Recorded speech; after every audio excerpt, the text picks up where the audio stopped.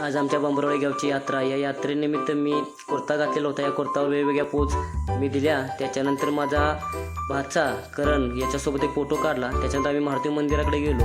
मारुती रायाचं दर्शन घेतलं. मारुती रायांचं बघा किती सजवलेलं होते. त्याच्यानंतर आम्ही वाघजाई दर्शनासाठी गेलो. वाघजाई मंदिरमध्ये वाघजाई देवीचं आईचा आशीर्वाद घेतले. नतमस्तक झालो. हे बघा वाघजाई मंदिर. प्रचंड गर्दी आज या मंदिरात होती. हे बघा किती हार घातलेले आहेत गळ्यात. सर्वजण वाघजाईच्या देवीसाठी दर्शनासाठी आले होते. हे वाघोजोग्या दोन देवी. माहेशमतीचा सिंह तिथं दिसला. त्याच्यावर भाहुबली म्हटला मी बसणार म्हणून रुद्राला बसवला. त्याच्यानंतर आम्ही महादेवाच्या मंदिरामध्ये गेलो. मी घंटा वाजवली. त्याच्यानंतर गणपती आणि मातृरायाचं दर्शन घेऊन मी पिंडीला नतमस्तक झालो. त्याच्यानंतर आम्ही सासनकाठी बशी गेलो. सासनकाठी बघा मी नाचवा लागलो आहे. पाठीमागे साहिल पांढरे दिसत आहेत तुम्हाला. दिमागात उभी असलेली ही सासनकाठी मी नाचवतोय.